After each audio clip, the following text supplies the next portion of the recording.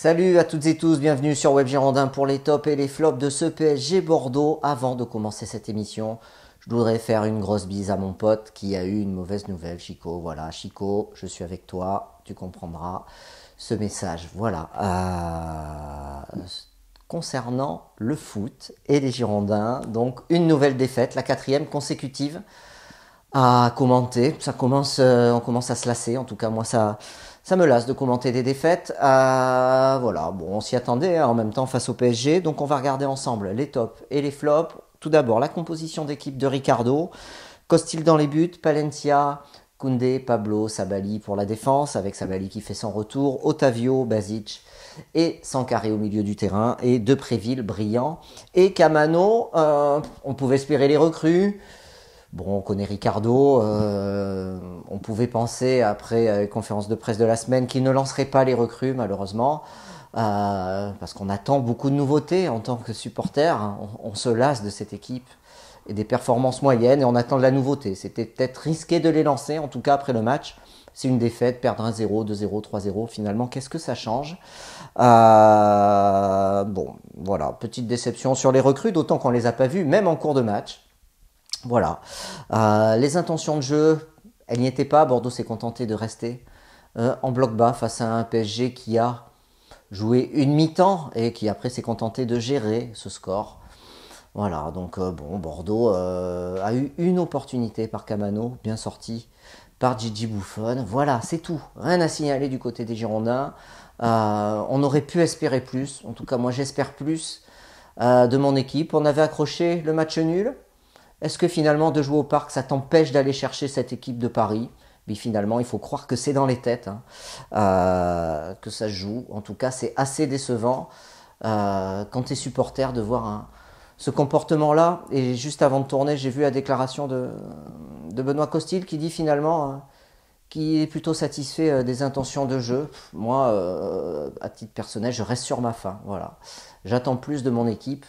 J'attends une meilleure image. Si finalement perdre, parce que perdre 1-0, 2-0, 3-0, je préfère qu'on joue plus, quitte à en prendre peut-être un deuxième et un troisième, mais qu'on montre plus d'intention dans le jeu. Alors, les tops et les flops. Benoît Costil, je mets dans les tops. Pourquoi? Parce que il a encore fait une belle prestation, notamment en première mi-temps, puisqu'en deuxième, il a eu beaucoup moins de travail, où il retarde l'échéance. Toujours bien placé, sur les attaques parisiennes. Sur le penalty, il ne peut rien, il est pris à contre-pied. En tout cas, sur le reste, il a répondu présent. Donc c'est un top pour le gardien des Girondins et capitaine. Palencia, Sergi Palencia, je trouve qu'il a joué finalement un quart d'heure en fin de match, quand il s'est mis à attaquer, quand Bordeaux a décidé de sortir un peu de son attentisme. Là, il a été performant, et notamment une percée qui a amené le danger, une occasion franche. Je crois que c'est cette percée-là qui a amené la frappe de Camano, qui a été sortie par Buffon. Voilà, si ce n'est cette action, on s'est contenté de défendre. Voilà, donc vous le savez, je le dis souvent, mais les latéraux sont censés apporter sur le jeu offensif aussi. Voilà, ça n'a pas été le cas Palencia, mais quand il l'a fait, ça aurait pu être décisif. Dommage qu'il ne l'ait pas fait plus souvent. Sabali, trop peu vu, je trouve. Match moyen de sa part. Koundé, c'est un vrai patron dans l'équipe. Jules Koundé, je pense que on le voit, vous le voyez comme moi, hein, il s'affirme comme le patron de la défense et il est très complémentaire avec Jovanovic, on l'a vu. La très bonne rentrée de Jovanovic à la place de Pablo. Le Serbe, mais finalement, il a fait presque une mi-temps parfaite, la deuxième mi-temps, excepté cette petite balle lorsqu'il a essayé de faire un apport offensif en fin de deuxième période, mais cette balle qu'il envoie en touche, pour le reste, c'était parfait. Dans la relance, dans le placement, dans le soutien de ses latéraux, il a été impeccable. Donc c'est un top pour l'entrée de Jovanovic et c'est un top aussi pour Koundé. Otavio, mais finalement, alors je vais pas parler de Pablo, alors si, je vais quand même parler de Pablo. Pablo, il a fait une première mi-temps correcte, j'ai pas grand chose à dire. Il a fait sa mi-temps, sorti sur blessure, c'est dommage, mais ça a permis de mettre en valeur Jovanovic et ses qualités. Otavio, ratisseur de ballon, voilà, match moyen. Pas grand chose à dire sur Otavio. Il a beaucoup défendu, il avait fort à faire face au milieu parisien, et notamment face à Verratti Nkunku, je trouve qu'il a plutôt bien pris Nkunku, qu'on a moins vu que les autres joueurs. Voilà, donc match correct d'Otavio. Basic, je mets un petit flop. Je trouve qu'il avait souvent un temps de retard. Alors c'est souvent que je le souligne pour nos milieux de terrain. C'était le cas avec le Rager que je trouvais souvent qu'il avait un temps de retard, un mètre de retard. Et quand tu es à la récupération au milieu du terrain, quand tu as un mètre de retard pour aller contrer l'adversaire, ben c'est trop tard. Ben lui c'était le cas. J'ai trouvé moyen, que ce soit même sur les coups de pied arrêtés. Il était titulaire, lui aussi c'est un jeune joueur, il ne faut pas l'oublier. Et je pense qu'il aurait peut-être pu apporter un peu plus avec plus de justesse dans changer dans sa transmission. Voilà. Mais bon, c'est collectif. Hein. Je pense que le problème est collectif à Bordeaux. Et qu'on n'a pas cette cohésion d'équipe. Alors c'est vrai que quand on joue bas, ça rassure peut-être le bloc, puisque les joueurs sont proches les uns des autres. Mais après, quand on essaye de se projeter vers l'avant, ben c'est beaucoup plus compliqué. Voilà, donc petit flop pour Basic. Sankaré. Alors Sankaré, n'en déplaise à beaucoup, je trouve qu'il a plutôt fait un match correct. Younous Sankaré, c'est un des rares qui est capable de prendre le ballon et de faire une remontée de balle correcte en transperçant le milieu adverse et d'apporter le danger dans la surface adverse. Et pour ça, je lui mets un petit top. Alors, vous pouvez regretter qu'il soit nonchalant dans ses courses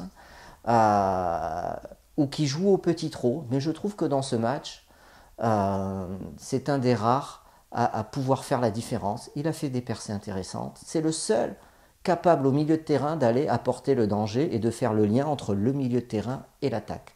On n'a pas d'autres joueurs capables de le faire. Donc, quand il l'a fait, notamment sur l'occasion de Camano, c'est lui qui a la présence d'esprit par sa feinte de corps de mettre Camano en position de tir. Il le décale aussi à un autre moment, mais Camano envoie le ballon au-dessus du but. Et il a fait aussi une percée en transperçant le milieu de terrain adverse en deuxième période qui permet à Bordeaux de se créer une occasion. Il n'est pas juste à chaque fois, mais par contre c'est un des rares joueurs, même le seul, à pouvoir le faire aujourd'hui dans le milieu de terrain des Girondins. Voilà, donc c'est pour ça qu'il est crédité d'un petit top. Et je pense que défensivement, il a fait le job. Alors c'est sûr que Camano défend beaucoup sur son côté. On va parler maintenant de Camano. Et il a eu du déchet en attaque. Si Buffon ne fait pas ce bel arrêt, il peut nous permettre d'ouvrir le score. Au final, c'est un match moyen sur Camano parce qu'offensivement, il a été trop léger. Par contre, il a beaucoup défendu. On lui a vu faire des tacles. Voilà, il en manque de réussite, c'est comme ça. Peut-être que ça va finir par tourner. Nicolas Depréville, on peut considérer qu'il a fait un bon match dans l'engagement, Nicolas Depréville. Il lui manque quoi? Il lui manque le dernier geste, la dernière passe ou le but. C'est tout. Après, sur le reste, dans l'engagement, il y est. Il est maladroit dans la dernière passe. Il est maladroit devant le but. Mais bon, c'est également le cas de tous les joueurs des Girondins. Voilà. Donc sinon, c'est plutôt un bon match de Depréville. Il faut le souligner parce que souvent, Depréville, il est dans les flops. Jimmy Briand. Match, je trouve, un peu plus compliqué pour Jimmy Briand. Match moyen. Après, tous ces joueurs, ils ne sont pas aidés par le collectif des Girondins de Bordeaux. Et ce manque de lien entre le milieu de terrain et l'attaque, c'est ça notre souci, c'est le manque de lien entre notre milieu de terrain et notre attaque. Voilà. Donc Jimmy Briand, au final, je trouve que c'est un match moyen de sa part. Je trouve qu'il a moins fait les décalages qu'il n'a pu les faire sur les matchs précédents. Concernant les rentrées, bon, Jovanovic, on en a parlé. Tchouaméni, je trouve qu'il a pas apporté grand chose, même si on voit qu'il a quand même la capacité à se projeter vite vers l'avant et notamment dans la surface de réparation, mais il a joué trop peu de temps, je trouve. Et Cornelius, je trouve qu'il a rien apporté si ce n'est des fautes pour l'adversaire. Voilà, il pèse physiquement mais il rentre trop tard. Voilà, bon, le regret c'est de ne pas avoir vu Maja et Adli. Je pense qu'ils n'auraient pas démérité plus que les autres ne l'ont fait. Voilà, donc 4e défaite consécutive.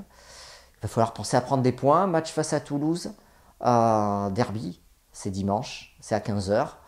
Voilà, faudra être au rendez-vous, faudra pas se louper. On verra si Yann Caramo ira intégrer ou pas dans l'effectif des Girondins.